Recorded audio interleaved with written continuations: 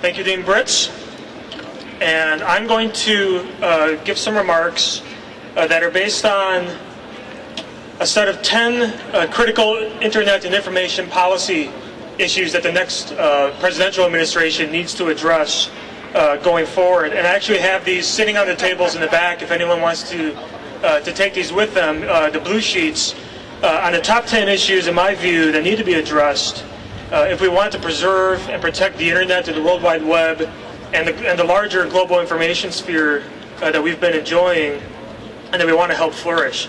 So as we walk through these, I will be giving descriptions of issues of privacy, issues of access, network neutrality, digital education, democratic culture, innovation, openness, media diversity, transparency in government, and electronic voting. And in my view, these are the 10 core issues that the next administration is going to have to address and that we need to work to ensure that they address in order to preserve and protect the Internet and the World Wide Web as we want it to be in the future. So issues of privacy. We need to protect human dignity, autonomy, and privacy by providing individuals with control over the collection, use, and distribution of their personal information online. Users should be able to use the World Wide Web and the Internet for all their information-seeking needs, their communication needs, and their social networking needs without fear of being surveilled by their ISPs, by their search engines, by the NSA, or even by the universities. Users should be able to be provided access to the information collected about them. So I should be able to see what Facebook knows about me, what Google knows about me, be able to go in and edit it, remove it, and delete the information as I see fit. Simply having short-term cookies and other interfaces aren't sufficient in this regard, and we need to work towards strong reform and strong protections in terms of the privacy of your personal information. In terms of access, we need to promote high-speed Internet access and increase connectivity for all citizens. This is through both government and private initiatives. This is all in terms of trying to reduce the digital divide that persists. Right now in South Korea, 89% of all households have broadband Internet access. And in the United States, it's barely 50%. There's all the other countries in between: Iceland, the Netherlands, Israel, Switzerland, Canada, Norway, Finland, France, Germany, England, Estonia, Australia, all have more households, a higher percentage of households with broadband access. And the U.S. has fallen behind in providing this vital service to its citizens. And we must support competition among ISPs. We should work on breaking the regional monopolies that we have in the Internet service and provide and support development of open networks, community wireless networks, municipal Wi-Fi networks in order to provide high-speed Internet access to all our citizens. Number 3 is network neutrality. We must work towards and legislate against the unreasonable discrimination of by Internet service providers of Internet traffic. We need to fight attempts by ISPs to discriminate to control which data they prioritize, such as data from their own sponsors, their own content networks. We should prevent ISPs from blocking or denigrating voice traffic, such as Skype, simply because they might have their own digital phone services that they want to promote. Similarly, we shouldn't allow ISPs to slow down video streaming or BitTorrent traffic simply because they have their own video services that they want to promote online. An ISP shouldn't be allowed to slow down Google searches if they happen to have an exclusive deal with Yahoo. The Internet was designed with no gatekeepers and no control over content, and we need to preserve that nature of the Internet. Number 4, digital education. We need to expand the exceptions and limitations to intellectual property for education to ensure that teachers and students have access to innovative digital teaching tools and digital technologies. Too often, digital education resources are trapped behind intellectual property rights, preventing access by teachers and students. We need to work better to provide better access to free these tools from being sequestered behind digital rights management schemes or firewalls. Digital education is the future of the university, and we need to work towards ensuring that digital content is available for all citizens. Number 5 is culture. We need to ensure that law and technology promotes a free and vibrant and democratic culture.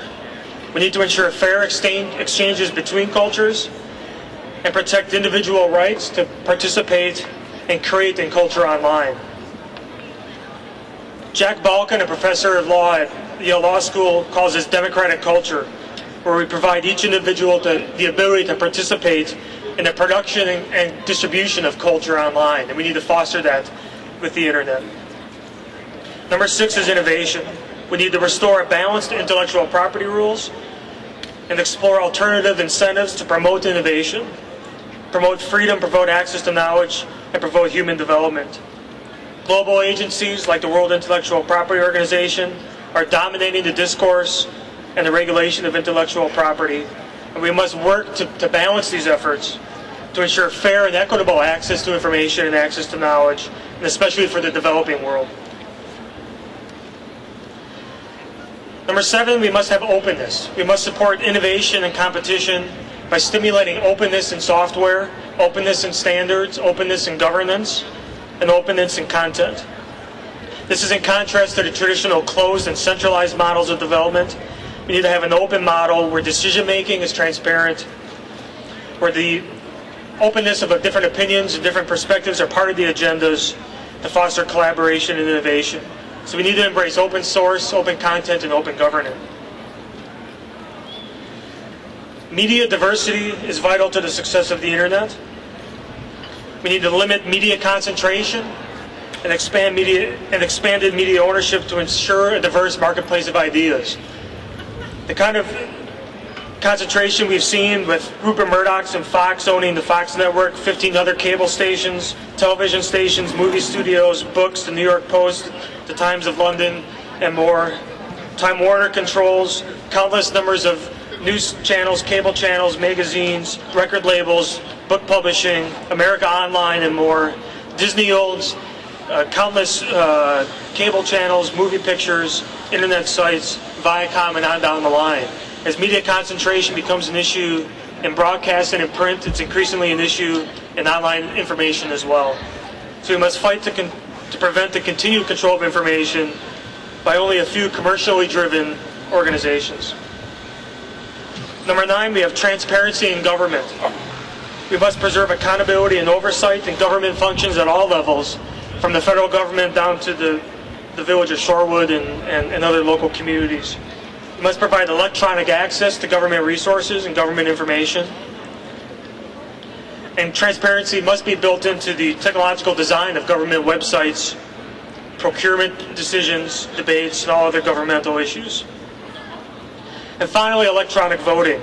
We must empower individuals to fully participate in government and politics by making electronic voting systems consistent, transparent, secure, and reliable. We must have voter verifiable paper trails in any electronic voting systems. There are 23 states that this November aren't going to require a paper backup to their electronic machines, providing no way of verifying independently that votes have been cast and counted correctly. A voter can't verify that their vote was counted, that it was counted correctly, and that it was included in the final tallies.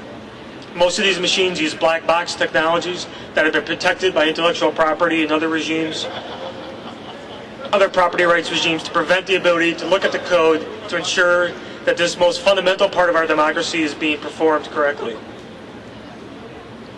So we must push through legislation, litigation, technological design, and advocacy to ensure that every vote is correctly counted and that the machines themselves and the companies that make them are accountable. So these are the top 10 things that I think the next administration, whether it's Obama or McCain, needs to address. They need to deal with issues of privacy, of access, of neutrality, digital education, culture online, innovation, openness, media diversity, transparency, and electronic voting. And I'm confident through events like One Web Day here and across the globe, and the continued efforts of the people that are speaking today and all the people involved that are out here today that are concerned with these issues, that we'll be able to address these concerns and move forward to protect the internet and the web in the way that we see fit. So thank you very much.